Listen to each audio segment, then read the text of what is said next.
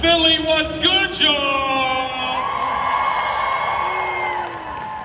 I think it's time for us to bring out the 2023 Best Performer Game Award winner.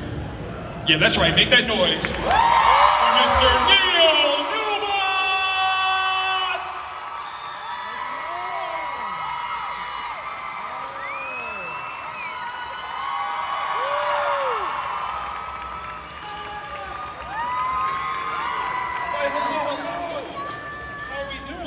That shirt is everything. I need 2 of those. Yes, absolutely.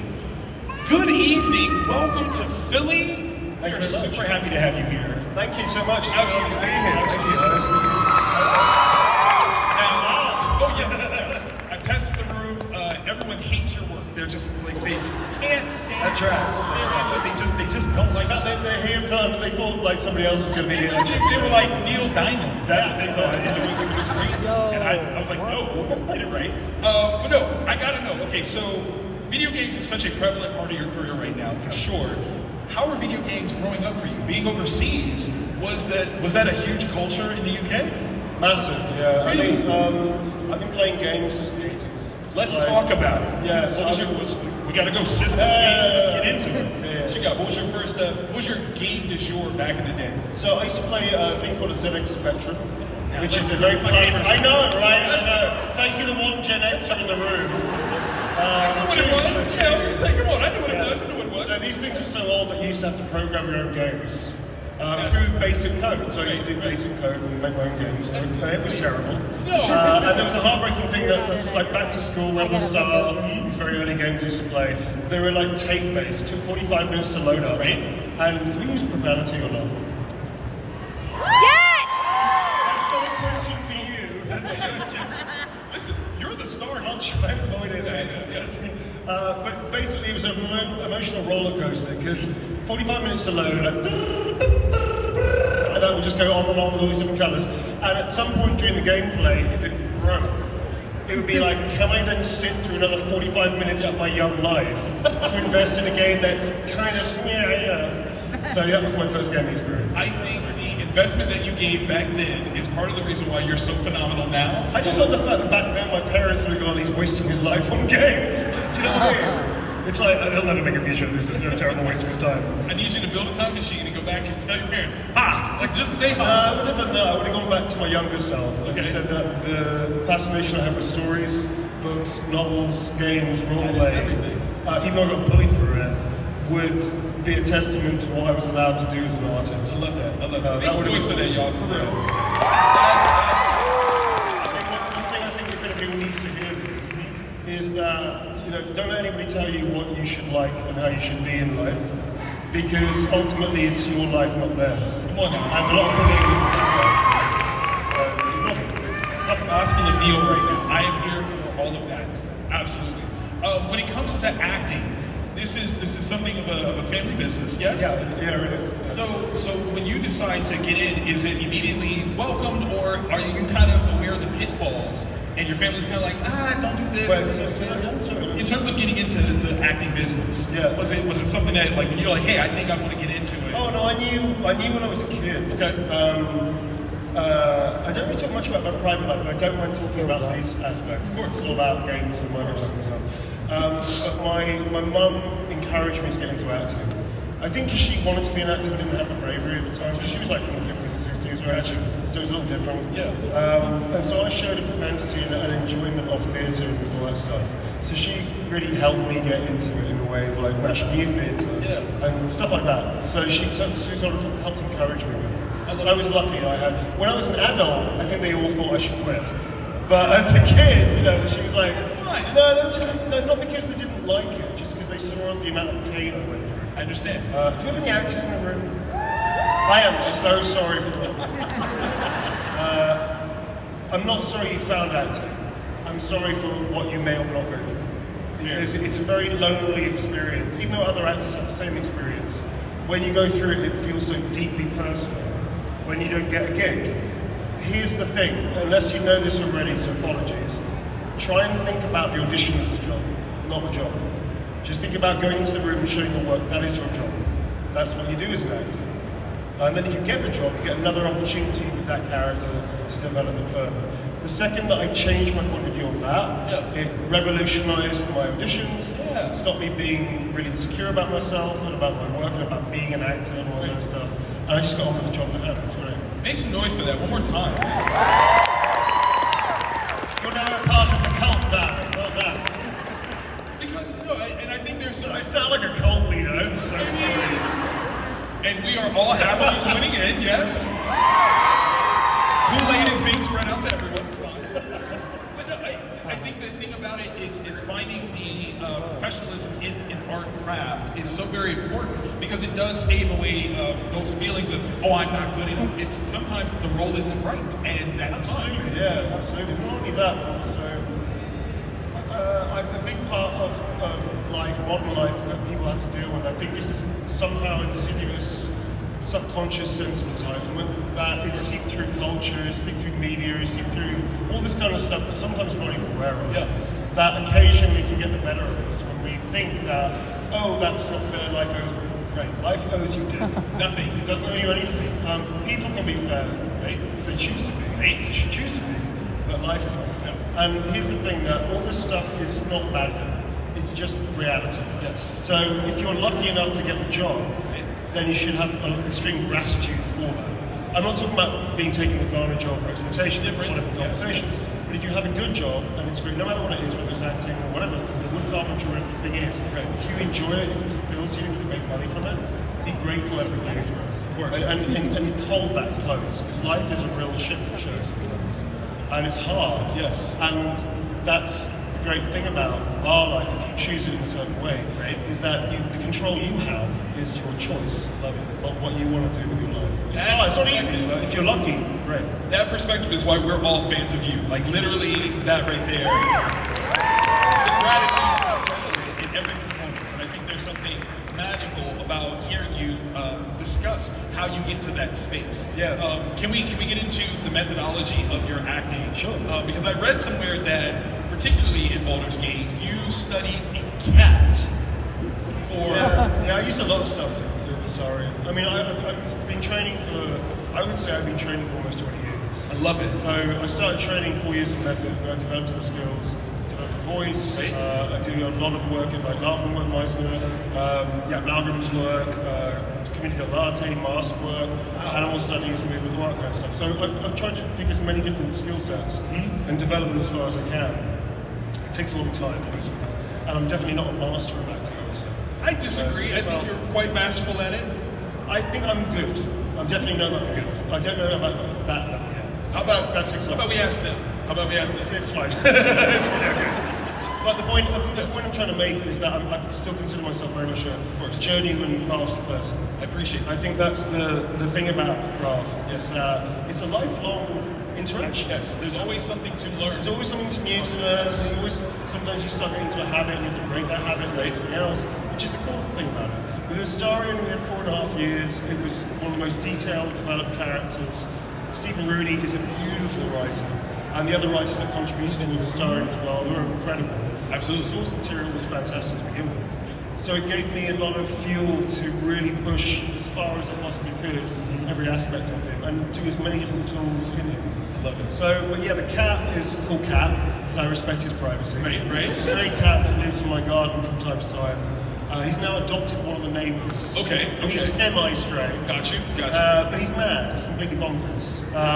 He can be delightful and cuddle up to you and fall asleep on you. Right. And then you can touch him on the head and he'll just destroy you. That's right. So I thought, okay, aspects of that are quite similar to Astarion. So I thought it was kind of fun to his grace. He said, don't touch me. It's all that kind of stuff. Right? It's that sort of like flip, the little switch flip. Yes. The switch that I have with his vocality and tonality is kind of based on the cat. I love it. I love it. What it goes to show is that as a storyteller, your powers of observation are super high, and that inspiration can come from the most strange of places. That's a stray cat in the yard, like not a problem. Well, I don't know if it comes from strange places. I think, again, actors in the room should know that. You know that look, any study, anything that we do is about humanity. True. Whether you're playing an alien, or you're playing a rock monster, or sexy vampire. Right. You know what the thing is, right? It's about a study of humanity and what it is to be human.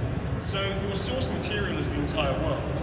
and nature and animals and people and interactions and history. So if anybody here is a budding actor, one thing you should also be is an armchair historian. Historian? Yeah, that sounds right. That's right. Yeah. You should be a historian as well, because you should see the patterns of humanity that we continue to repeat, sadly. And you should learn from that, because actually I get a lot of inspiration from stories and other things, well, fictional and factual. Yeah. And it's a very great source of material to design a character. That is wonderful. Make some noise again for the talent. The British Indians going, oh shit. Just tell me I'm crap, please. No, welcome to America. I know, right? I dig the American enthusiasm, I dig it because it's unabashed. Yes. People just go through it. We do mean it. We absolutely mean it. Because if we don't like you, we will definitely tell you. That too. Yes. And let me tell you why. Yes. First of all. Well, good for you. Obviously, Baldur's Gate has a great D&D tie to it. Were you a tabletop gamer at all still? Massive. Yeah, still role. Okay. I still roleplay. Anything that I consider is sound like a euphemism. You were in the greatest space for that statement to occur, so you're more than fine. I used to play role-playing games when I was about 8. I love it. I used to play a thing called Dragon Warriors, which is like... Dragon Warriors? No, unless you're a certain age, then keep one person. I'll tell you that. Dragon Warriors is like D&D for dummies. It's like basically D&D. There was 5 books, and it got more and more overtly complicated on really basic rule sets. And it was alright, but it was a good way of introduction. I got into D&D and have a role players. That's awesome. What is the longest D&D campaign that you've ever been a part of? Actually, not D&D. The longest campaign I've ever been part of was Warhammer Roleplay First Edition. How long did you go? We went 4 years. I was doing GM. That's dedication. It was very cool. That's what I'm talking about. We got to publishing stages. Oh my God. I love it. Okay, so I've had the pleasure of chatting with you directly. I want to invite you guys to chat it up. So we've got the 2 microphones on either side. We'll go back and forth. Got any water backstage? Any water? I don't know I'm using the microphone. Did you have any water? So... very dry answers, if that's yes, right. we didn't have any water. Somebody go get Neil a bottle of water. What are we doing here? Please. That's 20,000. Yeah, like literally, just bottles of water just chucked up. What it is they want us to roll for it, and that's all of it. I always get that one. So we'll start on this side. We'll go back and forth. Hello. Hi. Hello. What's your name? Christine. Hi, Christine. Hello. The Gen Xer, as you can see. Yeah. That's right. Kind of a 2-part question. What is your favorite thing to say in the Styrian's accent, and have you used the Styrian accent for a personal gain? He's about to get some water in just a second. Do you know who I am? First one, no. Don't have a favorite. I've used it for personal loss. Definitely used that. I think I've definitely been pissed off at somebody and I tried to diffuse the situation. Thank you. By using Styrian's accent as a way of diffusing the situation. Thanks, man. That's what Thank you. Yes. Our savior. God bless you, son. Thank you for your service. Thanks very much. Did that answer your question? Yes, thank you. Hello.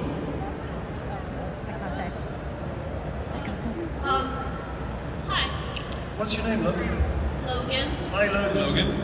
I was wondering if there are any other mannerisms kind of besides Astarian's laugh that you've kind of adopted as your own? No, not like actually adopted.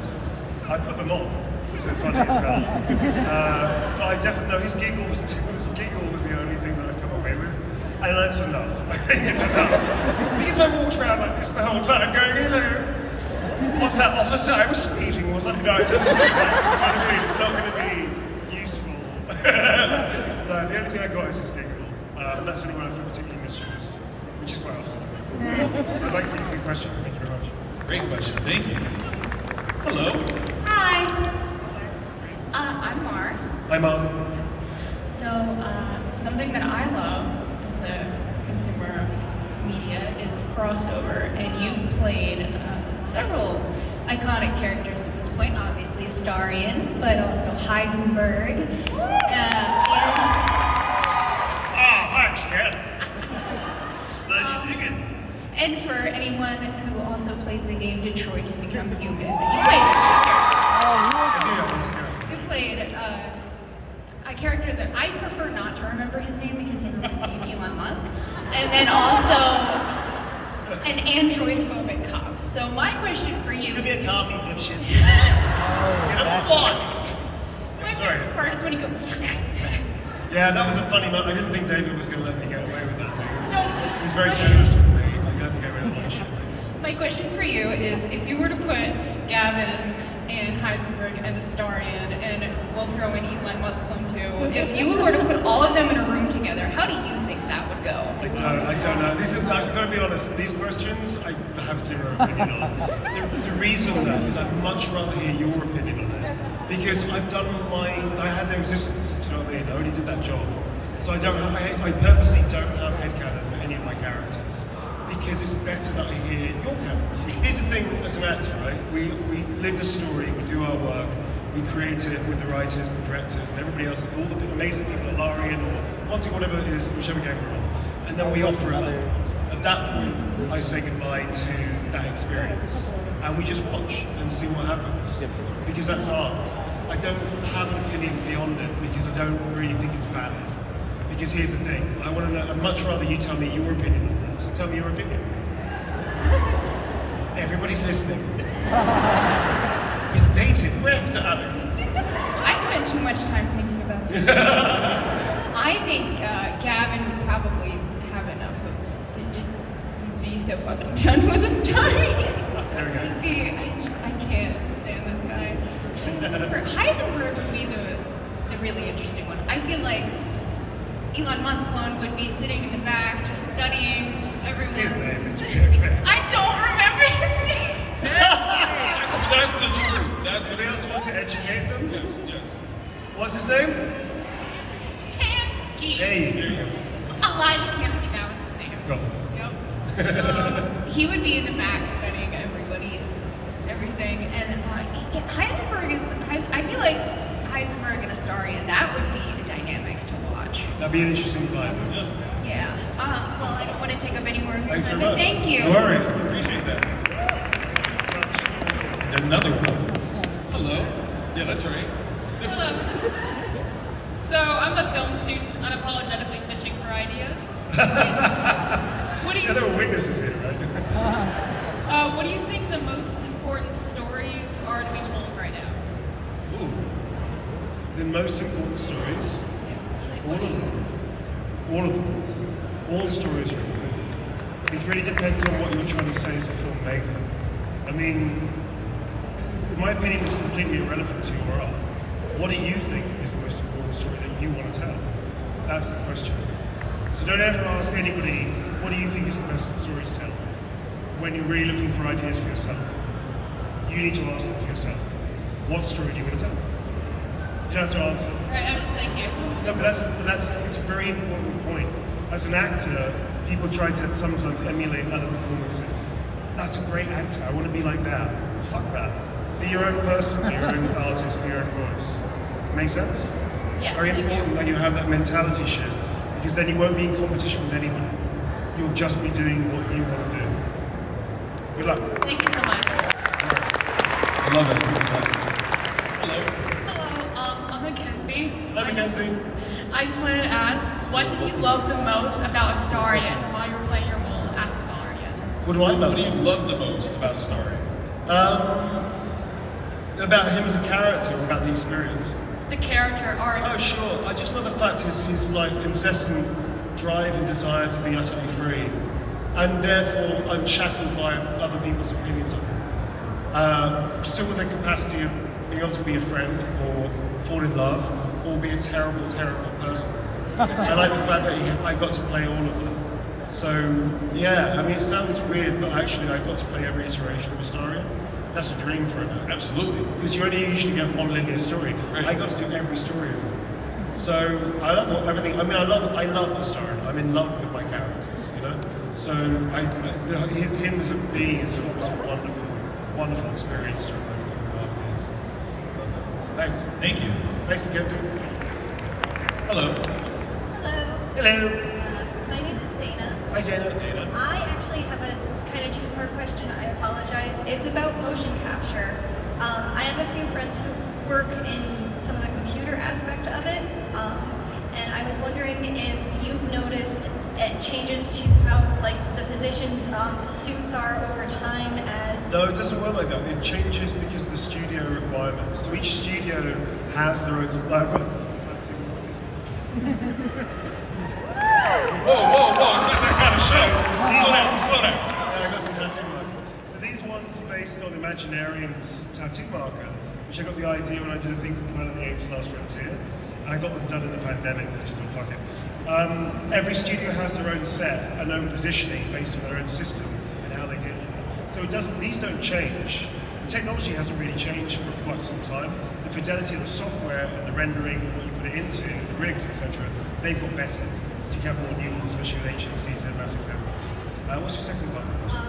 The second part was, do you guys ever get like people in this The skin tight suit starting. Do you guys ever get to see what has been recorded? Because my friends Dan and Luke were part of the team that would take the data and clean it up.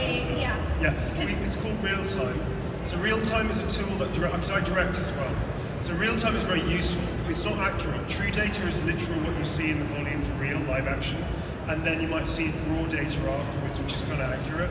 Real time isn't as accurate, but it's useful because you get a sense of whether or not it'll work in the scene that makes sense. It's kind of like watching a grayscale, sometimes with rigs, which is like the physicality of the body, the creature or what have you on top of the pure skeleton. The pure skeleton is the actor. Then there's another skeleton and muscularity, which is called the rig, right? So you sort of fix it to the rig itself. We get to see that in playback sometimes. Sometimes it's kind of rendered as well. So Resident Evil 3, we actually have fully rendered characters. So I saw Nikolai when I was doing it, right? And we saw Nemesis when I was playing it as well. So because Nemesis was like 10 feet tall, and I had to get the sense of the weight with him and all that kind of stuff. So it's very useful. So yeah, we often use it as playback. We do often use it. We don't rely on it for data though, because it's not accurate. It's very useful to have a quick look at let's do this again this way. Thank you. That was a good question. Thank you very much. Hello. Hi, my name is Rebecca. Hi, Rebecca. And I was wondering, in the High Rollers episode, like BG3, when you were playing Astarion as a rogue, he is a perfect rogue, but playing him as a character, if there was another class that you think fits him, or if you could multi-class him, what would those look like? So we can do another class as Astarion. I'd be rich. I'd be the rich class. I'd be multi-classing in rich. Rich and powerful. I'd multi-class in rich and powerful.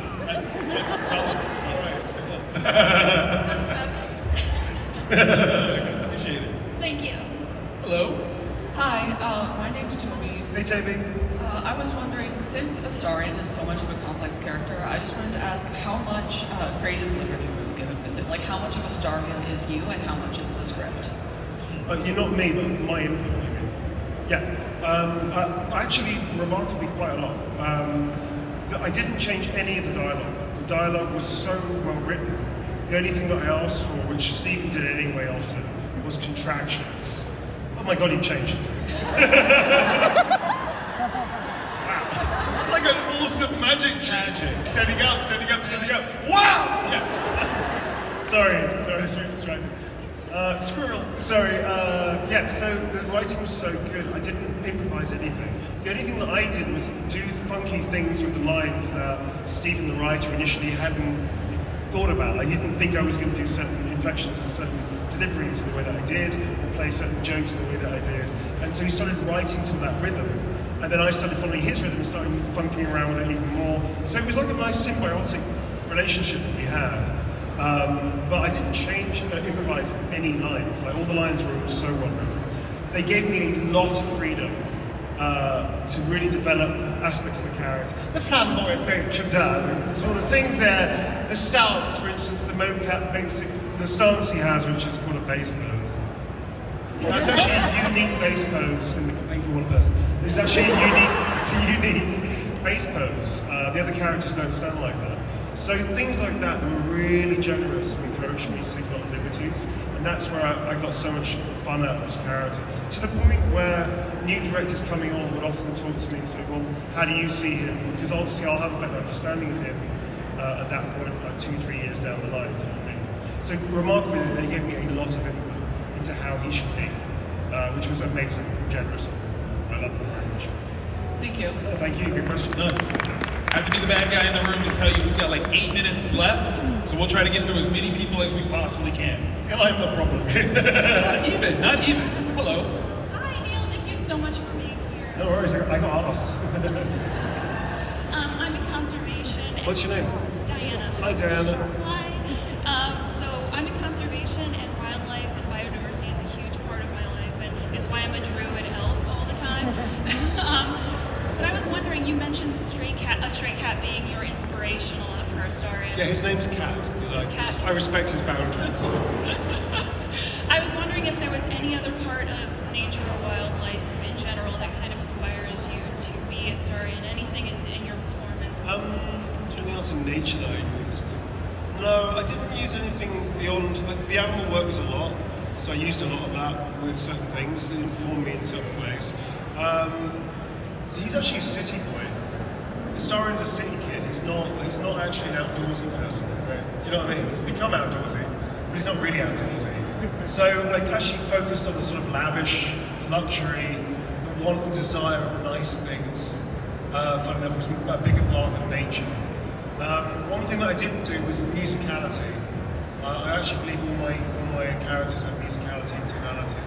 So I usually make playlists, and they can be really random songs, like really weird things that, if you look at it, doesn't make any sense to you. But me as the actor, it actually really helps in the scene. That's a wonderful plan. Yeah, I'll show you. Yeah, I was gonna say, please. There's some really batshit crazy stuff in there as well. So I use musicality, but other characters definitely use nature, absolutely. I played an ape in Planet of the Apes, and that was very natural, very earthy, very connected. Definitely stuff like that. But with Astarion, no. He likes, not to make the effort, darling. He'd rather somebody else chop the wood, do you know what I mean? So he's that character, man. Yeah. Thank you. Thank you. Hello. Hi. Wow. What a shock, isn't it? My name is Francis Lee. Hi, Francis Lee. I have a question. It's not an obvious question, but as a voice actor or an actor, how do you get into the role more frequently? Because it's hard for me to actually reverse two different roles and everything. Sure. That's a good question. So have you heard of a thing called a basic relaxation tool? No. Well, this is a method tool. This is why any actor in here, don't think of it as voice acting. It's acting. You should study theatre, film, as well as vocal work, etc., etc., etc. You should study everything. Because I use a method tool and some other tools from theatre that help me drop into character. There's a thing that I do with every character. I'll find a sentence and a physicality that is like a basic relaxation tool, and it literally drops me into character. So I can show you one from Planet of the Apes if you want. Oh yeah, that was. You want to see that? Actually, So apes have this like sort of.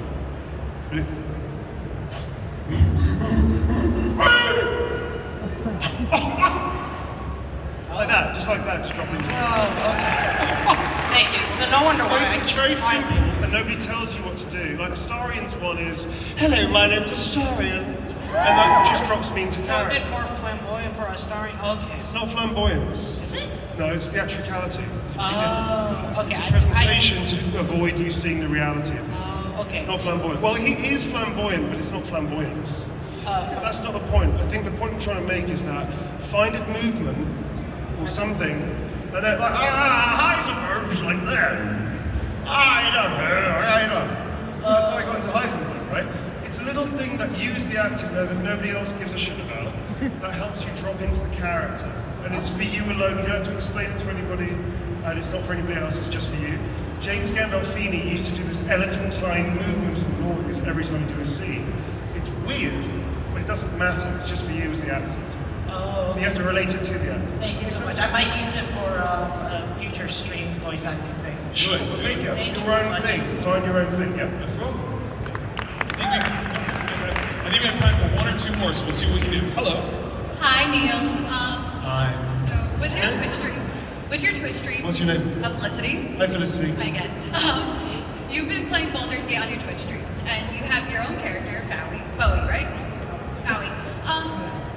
what's your ideal ending for your playthrough? Or do you don't want to spoil that? We haven't got there yet. You haven't got there? No. Okay. Thank you. You're welcome. Straight to find out. That's how you do it. Sorry, that wasn't the answer you wanted to hear. It's a good one, though. It's a good one. It's an ongoing answer. Hello. Hi. Hello, my name's Damien. Damien? Yeah. Hello, Damien. Hello, Neil. I had a cool question, but I completely forgot it. It was gonna be about because I write fan fiction, so I was gonna ask maybe is there something in a Starion or maybe Heisenberg that you didn't get a chance to explore that maybe you wanted to? No, I explored everything I did. Yeah, because I was trying to work on something, sure. Maybe Baldur's Gate, but I'm Which not. you should do. Yeah, I'm not trying to. Just go for it, don't worry. Yeah, I'm trying to figure out what angle I want to go for with it. I don't know, it's about your relationship with the character. Yeah, I'm working on the plot for it right now. Good luck. The question that I did decide to ask this is so dumb to me, but I think it's so funny. Is Astarion more of a yippee or a yahoo? I'm going to remind you, Gen X, no idea what Just both? Question mark? I don't know if that makes sense. I don't know. I think it kind of works. Okay, both. Okay. Thank you. Thank you. Question mark? Hello. Hi. Hi. What's your name? Zach. Hey, Zach. Nice to meet you. Hi. Because you said that you enjoy playing D&D, and you said that your longest campaign was 4 years. I enjoy playing D&D, but I've only ever done one-shot campaigns with my friends, so I wanted to know what maybe your favorite one-shot campaign was, if you've ever done one. No, we did ours bespoke. We always made our own ones up. We didn't do the traditional ones. In Warhammer, we used some of the traditional ones, but in D&D, we always made our own ones up. Awesome. Yeah, I once killed a character in the very first beginning of a quest. Wow. Yeah, he was a swashbuckler, so my friend DM'd it, and he put me on a ship. I was supposed to escape, instead I charged the entire ship, and my character died. He's a first level swashbuckler, died immediately. It was like, my friend was like, I have nothing, I don't know what to do. I got nothing. It's like, you're dead. It's like, well, that was great, bye! So, yeah, no, Awesome. welcome. Thank you. Yeah, no problem. So we technically have hit time. Do you want to try to? Yeah, but we don't care about that, do we? There's another panel after this one. I don't want to get into much. What are you going to do? Tackle me? It's me that gets tackled. Sorry, so should I do two more? Yes. Two more. Okay. Hi, Ada again. Hi, Ada. Hello, Ada. Hi. So not only are you an actor, but you do stunts, directing, performing, casting. You're a dad. You travel the world. What's the most important thing that you've come to learn about time management and juggling all these responsibilities? I'm not very good at time management. I push my luck a lot. I think the main thing is that I don't always make time for myself, which is not always a good thing. So I try and make time for other people and for the stuff I want to do. I guess over the years, the one thing I've struggled with and tried to learn to do better is to make time for myself, as well as everybody else. I do have some priorities. I have a little one. They are a bigger priority, quite frankly, than my life is. But I still need to be effective, therefore I still need to make. So I think I struggle with that still. I still struggle with that. But I try and be better because it helps me be a better human. To not be exhausted all the time. Yeah, I'm not very good at it, but I'm trying to learn that. Yeah. Thanks. You got this. Thank you. Thank you. This is going to be our last question. Hello. Hi. Hi. Oh, hi. I'm Aries. I'll make it quick. So, Aries. basically, I really love Astarion, his character, his arc. It speaks a lot to me. And just apart from Astarion kind of running on spite for the most part, I can't really do that. I was wondering if you, as Neil Newbon, as a human being, has... As far as you know. Don't tell her. I won't tell anyone. I have no one to tell. But I was wondering if you had any advice for someone who's kind of not on the cusp of anything serious, but amidst all of the really crazy shit happening. Sorry for my language if there. No, fair. How would you, or how do you push through that? Aside from talking about just stuff in the world, Like life. Yeah. life, personal stuff, things that you're just Okay, so caveating this by saying I am not a professionally trained therapist or counselor. Anything, no, I'm being serious. Anything I say, you've got to take it as my opinion about my life. Of course. I'm not telling you what to do with your life.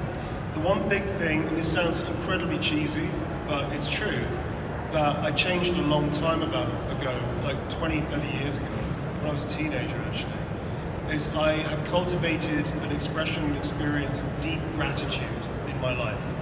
No matter what I'm going through, and I've had some very, very dark days, as we all have, I wake up every day and the first thing I do, especially if I'm having a bad day, or a bad month, or a bad year, is I take stock of what I have. And I make sure that I'm grateful for what I do have. I also don't place stock in material goods. Like, I don't care to be a millionaire, or to have this car, or to, if I can afford something, great. But it's not my driving force in life. I was never driven to be famous or to make lots of money. My success is that I get to put a roof over my head, food in my mouth, food for my little one, and do the thing that fulfills me in life with great gratitude. That's how I deal with all the bullshit in the world. On top of that, I try to be generous to people expecting nothing back in return. So if I'm kind to somebody, it's because I choose to be. They don't owe me anything for that, because it always comes back to you in a different way. Non-judgmental is also something I try to cultivate, which means I make a judgment about somebody, because everybody does, and it's BS if somebody says, I don't judge me. No, not true. Everybody judges everybody, but non-judgmental means to allow yourself to be open, to be wrong, and to be okay with that. Go, oh, I was wrong about that person. That's what non-judgmental really means. So I meet everybody around, I have a judgment of this person, the way they move, the way they walk, the way they talk to me, and I'll allow myself to be open-minded about this person, and about things, and be receptive to them. Because this is what life is. Life is an experience. I believe this consciousness, this body, is going to go. It's a one-time thing. Our energy, matter, scientifically changes to things, transcendental, whatever you believe in, if you have faith, whatever, cool. But this experience is a one-time thing. Every day counts, every day matters, every action you do matters, every friendship you have, every missed opportunity, every opportunity you seize, it all counts. If you can have gratitude, if you can go into this life with joy and wonderment, and say, no matter what, I'm going to try today to make this better than yesterday, or to pass it to somebody else if I'm having a great time or not, then your life will definitely be enriched, regardless of whether people have faith or not. It doesn't matter. It's this experience and how we are with each people. That's valid, yeah. It's amazing. But it takes work, because otherwise that's just a platitude, what they say. Yeah, I'm still like, all of that is basically my... It's a choice. Yeah, I've actually been trying to do way more, not just like self-compassion, but like extending that towards other people, even when I'm like really not self-compassionate. Sure, it's an ongoing journey. Yeah. It's never ending. It's right. Lifelong. And yeah, it is. Thank you for clarifying that. I don't know if that's going to help me, man. I mean, it's the right point of view. Do you know what I mean? It's a lot. No, it's a lot of what I already sort of believe, and I'm not trying to let the confirmation bias kind of meddle to what I know works for me. But you know, but it works. Yeah, it works. Can I ask a question? Yeah. Have you spoken to somebody? Yeah, I have a therapist. Great, amazing. That's conversation too long going for. It's fantastic.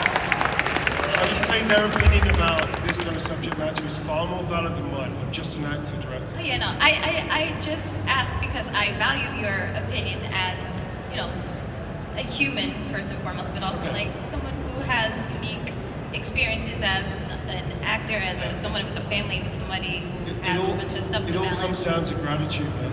Yeah. I'm grateful for what you have and the experiences that you're having. And if you're lucky, you get good ones, and if you're unlucky, you get bad ones. The actions you take are important.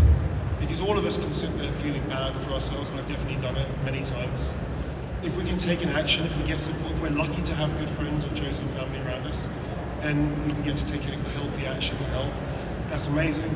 But therapists, they're trained to help. You know what I mean? So I'm glad that you're doing it. It's amazing. Yeah. It's really cool.